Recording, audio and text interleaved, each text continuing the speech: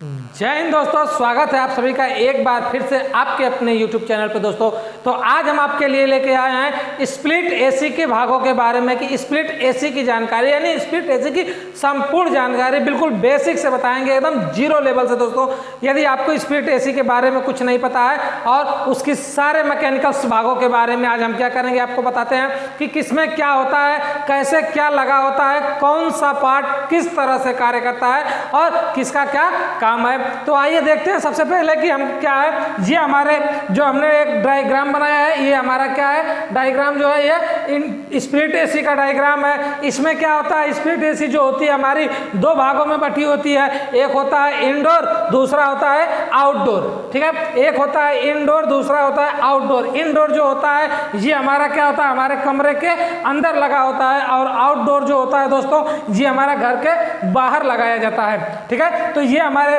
Window AC जो है, जो हमारी स्प्लिट एसी है, ये दो भागों में बटी होती है। ठीक है, दो भागों में बटी होती है, एक होता है इंडोर, दूसरा होता है आउटडोर। अब इसकी बात करें कि इंडोर में कौन कौन से पार्ट्स लगे होते हैं और आउटडोर में कौन कौन से पार्ट्स लगे होते हैं। तो सबसे पहले हम इंडोर से अपनी शुरुआत करते हैं कि इंडोर में क्या क्या होता है। इंडोर में सबसे पहला जो होता है दोस्तों हमारा होता है कंप्रेसर। ठीक, कंप्रेसर हमारा क्या होता है, इंडोर में लगा हुआ आता है, और कंप्रेसर के साथ साथ जो होता है कंडेंसर भी हमारा इंडोर में ही लगा होता है। अच्छा, कंप्रेसर, अगर हम कंप्रेसर की बात करें तो कंप्रेसर का कार्य क्या होता है, कंप्रेसर आखिर क्या चीज़ है। ठीक है, कंप्रेसर वो चीज़ है जो कि गैस को घुमा घुमा के एक स्थान से दूसरे स्थान तक भेजता है। कंप्रेसर का कार्य है गैस को घुमा घुमा के एक स्थान से दूसरे स्थान तक भेजना, यानी प्रेशर से धक्का देता है, बिल्कुल प्रेशर से धक्का देता है और गैस को क्या करता है, आगे को बढ़ाता है और फिर खींचता है, फिर बढ़ाता है, फिर खींचता है, फिर बढ़ाता है। ये कार्य कंप्रेसर का होता है। ठीक है, कंप्रेसर। और यदि जो फ्रिज में कंप्रेसर लगता है उस कंप्रेसर का नाम क्या है, रोटरी कंप्रेसर है। फ्रिज में जो कंडेंसर लगता है दोस्तों उस कंप्रेसर का नाम हमारा क्या है, रोटरी कंप्रेसर है। और ये कंप्रेसर जो होता है ये गैस को आगे बढ़ाता है। इसके बाद से क्या होता है कि हमारा जो कंडेंसर लगा है, इस कंडेंसर में जो हमारी गैस जाती है तो बिल्कुल आप देखते हैं घूमती घूमती घूमते हुए जाती है, घूम घूम के जाती है। और इस कंडेंसर में आपको बिल्कुल पतली पतली फिंस की तरह से लगा होता है, वो होता है हमारा एल्युमिनियम की धातु का बना होता है, फिंस होता है ताकि वो मुड़े ना, वो हवा को खींचता है। ठीक है, अब इसके बाद से इसमें पूरी गैस घूमने के बाद से लास्ट में नीचे से क्या होती है, गैस यहाँ से निकलेगी, और ये जो गैस निकलेगी इस पाइप के माध्यम से निकलेगी। जैसे यहाँ से निकलेगी ये जाएगी हमारा फिल्टर में। फिल्टर में जाने के बाद फिल्टर जो लगता है एसी में, जो फिल्टर लगता है स्प्लिट एसी में, वो होता है एक्सटर्नल फिल्टर। एक्सटर्नल फिल्टर होता है। और हम बता दें आपको दोस्तों कि फिल्टर का कार्य क्या होता है, तो फिल्टर का कार्य होता है कि गैस के अंदर उपस्थित नमी को अवशोषित करना और इसमें जो अवशेष कण हैं, यानी जो भी मतलब इसके अंदर की नमी है और एक्स्ट्रा कण है उसको सोखना और छानना, यानी अंदर की जो भी उसके अंदर की कचरा है उसको छानना और उसके अंदर जो नमी है उसको अवशोषित करना। ये किसका काम है, ये जो होता है फिल्टर का कार्य होता है। अच्छा, इस फिल्टर में जो होता है दोस्तों सिलिकॉन की गोलियां होती हैं। इस फिल्टर में जो लगी होती हैं ये छोटी छोटी सिलिकॉन की गोलियां होती हैं, जो सिलिकॉन की गोलियां जो नमी को क्या करती हैं, अवशोषित करती हैं, नमी को सोख लेती हैं, ये सिलिकॉन की गोलियां। अब यहाँ से फिल्टर के बाद हमारे आती है कैपिलरी ट्यूब। कैपिलरी ट्यूब का क्या होता है, व्यास बहुत कम होता है।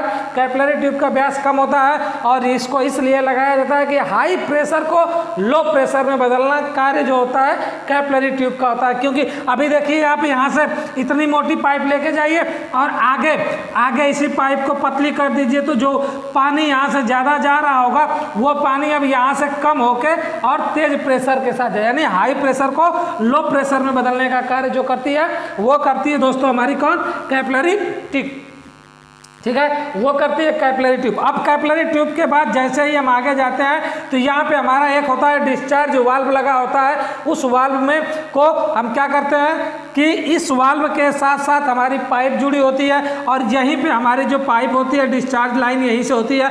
ये लाइन हमारी डिस्चार्ज लाइन होती है और यहाँ पे एक नट होता है फ्लेयरिंग नट होता है, फ्लेयर नट, जिसके माध्यम से हम क्या करते हैं, जो हमारी कॉपर की पाइप, बड़ी वाली कॉपर की पाइप आती है, वही फ्लेयर नट के माध्यम से हम अपने डिस्चार्ज वाल्व के यहाँ क्या करते हैं, अच्छे तरीके से टाइट कर देते हैं। ये चीज़ हो गया। अब इसको टाइट करने के बाद दोस्तों यहाँ से गैस जो होती है इस प्रकार से इसमें उपस्थित होते हैं और इसके साथ इसके माध्यम से गैस यहाँ पे होते हुए और यहाँ से होते हुए गैस इधर से आके हमारा इनडोर से होते हुए एवापोरेटर में चली जाती है। ठीक है, एवापोरेटर में चली जाती है और एवापोरेटर का कार्य क्या होता है, एवापोरेटर का कार्य यह होता है कि एवापोरेटर जहाँ लगा होता है वहाँ की वस्तु या स्थान जो भी चीज़ें हैं उसकी नमी को खींचना, उसकी नमी को अवशोषित करके और वहाँ पे अपना कूलिंग का प्रभाव छोड़ना, यानी वहाँ जो भी गर्मी है उस गर्मी को क्या करना, खींच लेना। उस वातावरण के टेम्परेचर में जो गर्मी है उस गर्मी को खींच के और वहाँ पे अपना कूलिंग का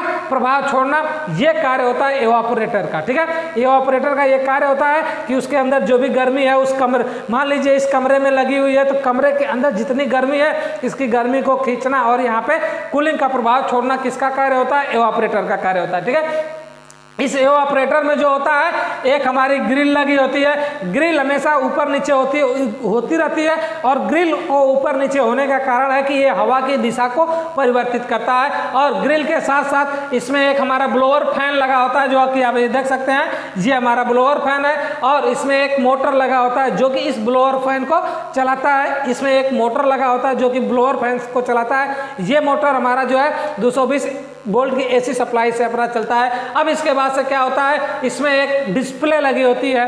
ठीक है, उस डिस्प्ले में क्या होता है कि हमारे नंबर्स को दिखाता है कि कितना टेम्परेचर है, कितना क्या, ये नंबर डिस्प्ले में दिखाता है। और इस ग्रिल को अप डाउन करने के लिए एक स्विंग मोटर लगा होता है। कौन सा मोटर, स्विंग मोटर लगा होता है जो कि ग्रिल को अप डाउन यानी ऊपर नीचे करता है। इतने कार्य के बाद से जो हमारी हवा यहाँ से हमारी गैस उपस्थित होती है, यानी ये तो ठंड वाली गैस गई। अब इसके बाद से जो नमी वाली यानी कि जो हमारी द्रव के उपस्थिति में जो हमारी गैस थी, अब वो गर्मी वाली गैस को क्या करेगा, वो खींचेगा।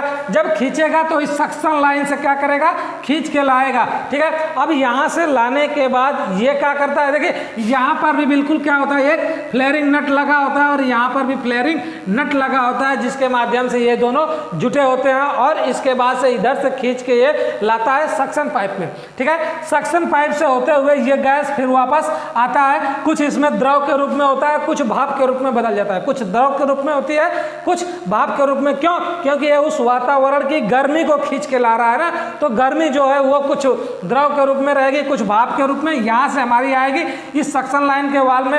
यहाँ पे जो होता है हमारा सक्शन वाल्व लगा होता है और ये भी फ्लेयरिंग नट से बिल्कुल क्या होता है, कसा होता है। ठीक, यहाँ से फिर ये जो है हमारा कंप्रेसर इसको क्या करता है, खींच लेता है। ये हमारी चार्जिंग लाइन भी होती है यहाँ पे गैस वगैरह चार्ज करने के लिए। अभी इसके बारे में आगे बताते हैं तो ये हो जाएगा। ठीक है, यहाँ से सक्शन के द्वारा ये क्या करेगा, खींच लेगा। ये सक्शन लाइन के द्वारा हमारा क्या करेगा, कंप्रेसर खींच लेगा। अब हम आते हैं एक्यूमुलेटर को। जो हमारा एक्यूमुलेटर है इसका कार्य क्या है कि जो हमारी यहाँ से भाप आ रही है, कुछ भाप ऐसी भी होगी जो द्रव के रूप में होगी, पूर्ण रूप से भाप नहीं बनी होगी।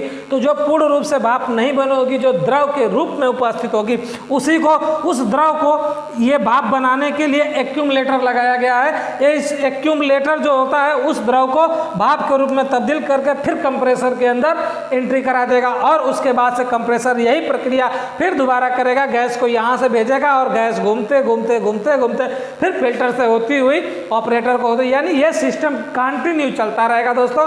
और इस सिस्टम को चलने की वजह से थोड़े देर चलने के बाद एक समय ऐसा आएगा कि जहाँ पे आपने एसी का इनडोर लगाया है उस जगह पे आपको ठंडी यानी कूलिंग महसूस होने लगेगी और वहाँ का जो वातावरण, गर्म वातावरण है, पूरा खींच के और बाहर कर देगा और वहाँ पे ठंडा हो जाएगा। और दूसरी बात, अगर आप देखेंगे कंडेंसर के यहाँ, तो कंडेंसर जो हवा फेंकता है दोस्तों, वहाँ पे आपको गर्म हवा मिलेगी और एवापोरेटर जो हवा फेंकेगा वो जो है ठंडा हवा फेंकेगा, यानी ठंडी यहाँ से मिलेगी और गर्म यहाँ से निकलेगी, यहाँ से ठंडी मिलेगी और यहाँ से गर्म हवा निकलेगी। तो दोस्तों इस प्रकार से हम इसको क्या कर सकते हैं, इसके संपूर्ण भागों के बारे में हमने जाना कि कौन सा कार्य क्या होता है, किसका क्या होता है। बहुत से लोग स्प्लिट एसी का नाम सुनकर डर जाते हैं, अरे स्प्लिट एसी है, बहुत दिक्कत होगी, बहुत परेशानी होगी। इसमें ज़्यादा ऐसा कुछ नहीं है कि जिसकी वजह से कोई प्रॉब्लम या कोई दिक्कत आए, बस इतना ही समझना है कि किसका कार्य क्या है। अब इसके बाद से अगर आप चाहें तो इसमें गैस लॉकिंग का सिस्टम होता है, इसको हम 2 जगह पे कैसे लेके जाएं इस चीज़ को भी बता देते हैं। तो दोस्तों हमने इसके संपूर्ण पार्ट्स के बारे में बता दिया कि कौन सा पार्ट्स कैसे कार्य करेगा, क्या होता है, क्या किस पार्ट्स का क्या काम है, ये सारी चीजें हमने आपको बता दी। अब इसके बाद से नंबर आता है गैस चार्जिंग का। तो गैस चार्जिंग, इसमें हम गैस चार्ज करना है और हमें एसी को इंस्टॉल करना है, तो हम कैसे करेंगे, तो इस चीज के लिए हम आपको अपनी दूसरी वीडियो में बताएंगे दोस्तों।